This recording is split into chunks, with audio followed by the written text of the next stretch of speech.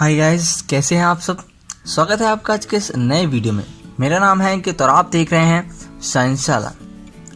दोस्तों, आज के इस वीडियो में हम क्लास 11th के second chapter structure of atom का 4th पार्ट कवर कर रहे हैं। ठीक है, और इस पार्ट में हम रदरफोर्ड के न्यूक्लियर जो मॉडल है एटम का, ठीक है, रदरफोर्ड्स एटॉमिक मॉडल, उसको पढ़ने जा रहे हैं। ठीक है, उसको जो एटॉमिक मॉडल था उन्होंने उसके लिए क्या एक्सपेरिमेंट किया था, उस एक्सपेरिमेंट को हम समझेंगे और उस एक्सपेरिमेंट से क्या क्या उन्होंने वो किए थे, अपने प्रिंसिपल्स दिए थे उस एटॉमिक मॉडल के, उनको डिस्कस करेंगे।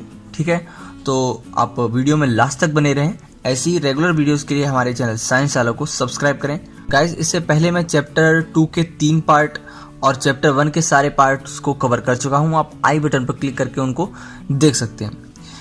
ठीक है दोस्तों, हमने पिछले पार्ट में डिस्कस किया था कि जो हमारा ये मॉडल था थॉमसन एटॉमिक मॉडल, इसमें उन्होंने जो 3 मॉडल तैयार करके दिए थे, जिसमें उन्होंने थर्ड वाले को चुना था। तो जो सेकंड वाला जो मॉडल था जिसमें उन्होंने बताया था कि एटम का जो स्ट्रक्चर होता है उसमें पॉजिटिव चार्ज सेंटर में होता है और नेगेटिव चार्ज यानी कि इलेक्ट्रॉन उस पॉजिटिव चार्ज के चारों ओर ऑर्बिट में घूमते हैं। ठीक है, तो इसी सेकेंड वाला जो उनका मॉडल था उसको ही चुनकर 1919 में रदरफोर्ड ने अपने मॉडल को दिया, इसी में थोड़ा सा मॉडिफिकेशन करके।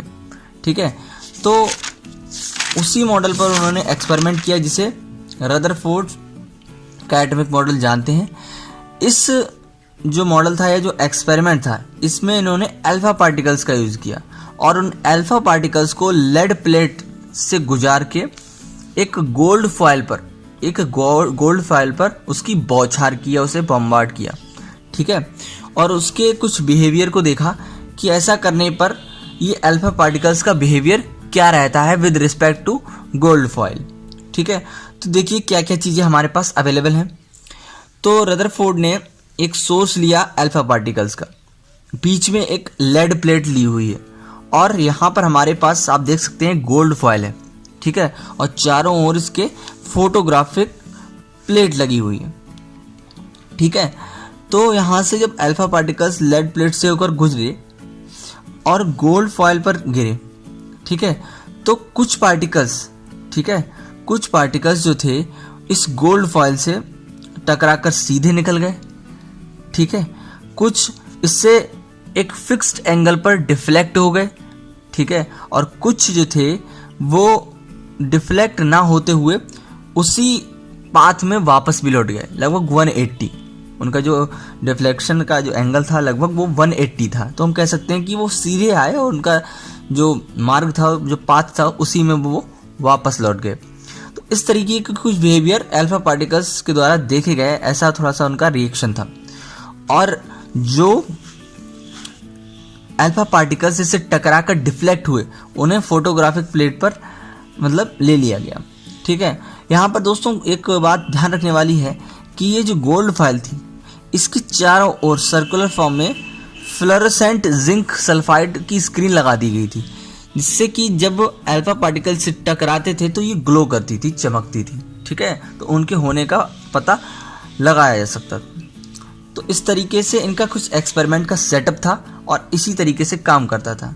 अब हमारे पास जो 3 अलग अलग बिहेवियर आ गए, 3 अलग अलग तरीके के रिएक्शन मिल गए अल्फा पार्टिकल्स से, तो उनका इन्होंने क्या रिजल्ट निकाला, उसका क्या मतलब निकला। ठीक है, उसको अब हम समझते हैं। गाइस, जो थॉमसन ने अपना एटॉमिक मॉडल दिया था और उसमें इन्होंने जो बात कही थी कि एक एटम के अंदर पॉजिटिव चार्ज एक सर्कुलर पाथ वे में पूरी तरीके से इक्वली डिस्ट्रीब्यूट रहता है। तो इसके अकॉर्डिंग तो इस एक्सपेरिमेंट में ऐसा होना चाहिए था कि जो अल्फा पार्टिकल्स थे, क्या थे, अल्फा पार्टिकल्स थे, उनमें काफ़ी सफिशिएंट एनर्जी है कि वो बिना डिफ्लेक्ट हुए से सीधे पेनिट्रेट करके निकल जाए। ठीक है, इतनी एनर्जी उनके पास थी। तो एक्चुअली में ऐसा होना चाहिए था। ठीक है, लेकिन ऐसा नहीं हुआ। ठीक है, हुआ यूं कि पहली चीज क्या हुई, पहली चीज ये हुई कि कुछ अल्फा पार्टिकल्स, मतलब ज़्यादातर जो अल्फा पार्टिकल्स थे वो बिना डिफ्लेक्ट हुए अनडिफ्लेक्टेड वे में क्या कर गए, पास थ्रू कर गए। ठीक है, बिना डिफ्लेक्ट हुए उससे सीधे होकर पास होकर निकल गए। ठीक है, दूसरा केस क्या हुआ, दूसरा केस ये हुआ कि जो अल्फा पार्टिकल्स था उसका स्मॉल पोर्शन, ठीक है, एक फिक्स्ड एंगल पर क्या हो गया, डिफ्लेक्ट हो गया, फिक्स्ड एंगल पर डिफ्लेक्ट हो गया। तीसरा सिनेरियो क्या हुआ कि बहुत ही कम, ठीक है, जो अल्फा पार्टिकल्स थे बहुत ही कम, वो पाथ में क्या हो गए, रिटर्न हो गए, उसी पाथ में वापस आ गए अप्रॉक्स 180 के एंगल पे। ठीक है, इस तरीके की हमारे लिए 3 रिजल्ट देखने को मिले।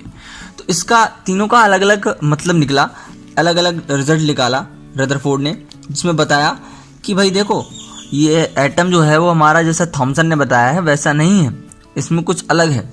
क्या है वो, ये है कि जो अल्फा पार्टिकल्स बिना डिफ्लेक्ट हुए निकले थे। इसका मतलब ये था कि ये एटम जो है उसका जो न्यूक्लियस है, ठीक है, इसके सेंटर में कोई ऐसी चीज है जो अल्फा पार्टिकल्स को डिफ्लेक्ट नहीं कर पा रही है, या अल्फा पार्टिकल्स से इसका कोई अट्रैक्शन नहीं है। तो इसका मतलब ये हुआ कि एटम का जो न्यूक्लियस है वो पूरी तरीके से भरा हुआ नहीं है, उसका कुछ भाग जो है वो खाली भी है। क्या है, खाली भी है। तो ये निष्कर्ष निकाला फर्स्ट वाले से, क्योंकि डिफ्लेक्ट नहीं हुए, न्यूक्लियस से सीधे होकर निकल गए। यानी न्यूक्लियस में प्रोटॉन तो है ही है, पॉजिटिव चार्ज अगर है तो उसके अलावा कुछ भाग उसका जो है वो खाली भी है, जिसकी वजह से जो उसको क्या नहीं कर पा रहा, अट्रैक्ट नहीं कर पा रहा।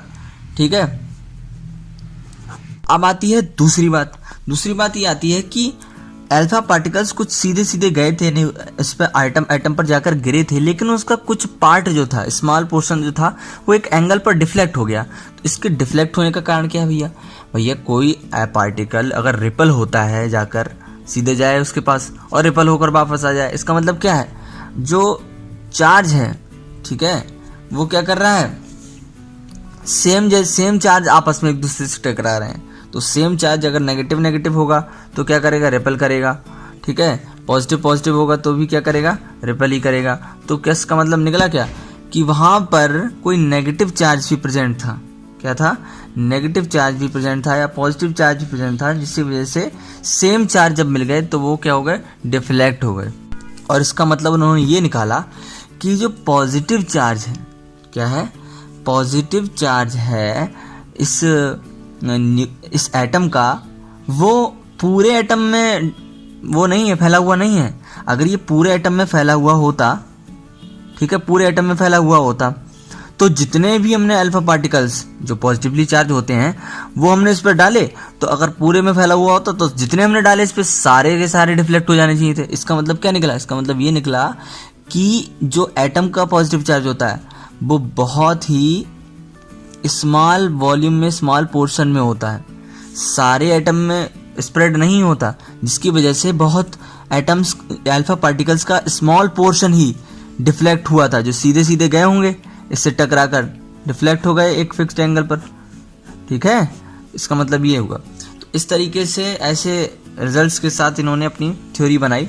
तीसरे केस में हमने देखने को मिला कि अल्फा पार्टिकल्स जो थे उनका मतलब बहुत ही कम ऐसे थे जो 180 के एंगल पर ऐसे करके इस तरीके से वापस गए। तो एक तो थे जो कि कुछ पास थ्रू कर गए सीधे, कुछ जो थे एक फिक्स्ड एंगल पर डिफ्लेक्ट भी हुए, और तीसरा जो केस था वो स्मॉल पोर्शन था, मतलब बहुत ही कम पोर्शन था जो कि वापस पहुंचा। ठीक है, जो थॉमसन थे उन्होंने एटम की जो रेडियस थी वो 10 टू द पावर -10 मीटर बताई थी। ये इन्होंने एटम की रेडियस बताई थी थॉमसन ने, लेकिन इन्होंने अपनी थ्योरी में थोड़ा सा चेंज किया और बताया कि जो एटम होता है उसका साइज ऐसा नहीं होता कि पॉजिटिव चार्ज उसमें इक्वली स्प्रेड है। उन्होंने कहा था कि जो एक एटम होता है, ठीक है, उसकी radius 10 to the power -10 metre होती है। ठीक है, इन्होंने ये बताया। और इस रेडियस में बहुत ही स्मॉल पोर्शन में पॉजिटिव एटम का पॉजिटिव चार्ज इकट्ठा रहता है। ठीक है, और नेगेटिव चार्ज इसके चारों ओर घूमता रहता है ऑर्बिट्स में। ठीक है, और इसका जो न्यूक्लियस होता है उसका साइज 10⁻⁻15 मीटर रहता है। ठीक है, काफ़ी स्मॉल रहता है कंपेरिजन टू दिस। इसका मतलब ये हुआ कि आप अंदाज़ा लगा सकते हैं कि अगर आपके पास एक क्रिकेट की बॉल है, ठीक है, तो वो हो गई आपकी न्यूक्लियस। क्रिकेट की बॉल क्या हो गई? न्यूक्लियस। और 5 किलोमीटर का मैदान क्या हो गया? एटम। तो गाइस, जो रदरफोर्ड का मॉडल है उसके कुछ रिजल्ट निकल कर आते हैं, जिसमें कहा गया है कि जो एटम का पॉजिटिव चार्ज होता है वो बीच में बहुत ज़्यादा डेंसली पैक रहता है, जिस पर एटम का most of the atomic mass depend होता है, और जिसे हम क्या बोलते हैं दोस्तों? न्यूक्लियस बोलते हैं। ठीक है, रदरफोर्ड ने उससे न्यूक्लियस कहा था। ठीक है, तो the nucleus is surrounded by electrons that move around the nucleus with a very high speed in a circular path। ठीक है, तो उस सर्कुलर पाथ को इन्होंने क्या कहा दोस्तों? ऑर्बिट कहा। ठीक है, वो सेंटर जिस पर एटम का सारा एटॉमिक मास या पॉजिटिव चार्ज एक छोटे से हिस्से में डेंसली पैक रहता है, उसके लिए इन्होंने न्यूक्लियस कहा। और वो सर्कुलर पाथ जिस पर इलेक्ट्रॉन्स उस न्यूक्लियस के चारों ओर चक्कर लगाते हैं, उस पाथ को इन्होंने क्या कहा? ऑर्बिट कहा। ठीक है, तो ये कुछ रिजल्ट थे जो रदरफोर्ड ने अपने एटॉमिक मॉडल से निकाले। ठीक है, और साथ ही साथ Rutherford's model of atom resembles the solar system. ठीक है, सोलर सिस्टम से इन्होंने अपने एटॉमिक मॉडल की भी कंपैरिजन की। ठीक है, जिसमें कि जो न्यूक्लियस था वो किसकी तरह काम कर रहा है? बिल्कुल सूरज की तरह काम कर रहा है, और सारे ग्रह उस सूरज की परिक्रमा कर रहे हैं। ठीक है, चक्कर लगा रहे हैं उसका। तो जो बाकी सारे ग्रह होते हैं, ठीक है, प्लैनेट्स हैं, उसकी कंपैरिजन इन्होंने इलेक्ट्रॉन से कर दी। ठीक है, तो इसी के साथ एक चीज और भी बताई इन्होंने। वो क्या थी दोस्तों? वो ये थी कि जो इलेक्ट्रॉन्स होते हैं उन पे होता है नेगेटिव चार्ज, जो न्यूक्लियस होता है उस पे होता है पॉजिटिव चार्ज। तो चूंकि एक जो अलग अलग चार्ज के हमारे वो हैं, जैसे एक इलेक्ट्रॉन है वो नेगेटिव चार्ज है, जो हमारा न्यूक्लियस है वो पॉजिटिव चार्ज है, तो दोनों में कैसा रहेगा? अट्रैक्शन रहेगा। तो उन्होंने बताया कि electrons and the nucleus are held together by electrostatic force of attraction.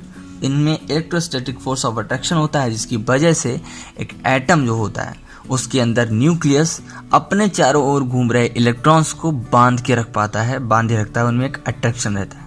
ठीक है, इस तरीके से 3 रिजल्ट निकले, जिनमें उन्होंने बताया कि भैया न्यूक्लियस क्या होता है, एक्सट्रीमली स्मॉल रीजन होता है, बताई ऑर्बिट्स क्या होती हैं जिसमें इलेक्ट्रॉन्स घूमते रहते हैं। तीसरा इन्होंने बताया कि भैया पॉजिटिव और नेगेटिव चार्ज में एक अट्रैक्शन होता है, इसकी वजह से एक एटम बंधा हुआ रहता है, स्टेबल रहता है। ठीक है, तो इस तरीके का कुछ रदरफोर्ड का एटॉमिक मॉडल था। आई होप मैंने आपको इजी से इजी थोड़ा सा सरल करके इसको समझाया होगा, आपको समझ में आया होगा। अगर अच्छा लगा तो लाइक जरूर करें, फ्रेंड्स के साथ इसे शेयर करें, और ऐसी रेगुलर वीडियोस के लिए हमारे चैनल साइंस वाला को सब्सक्राइब करें। मैं मिलूंगा हमारी अगली वीडियो में, तब तक के लिए गुड बाय।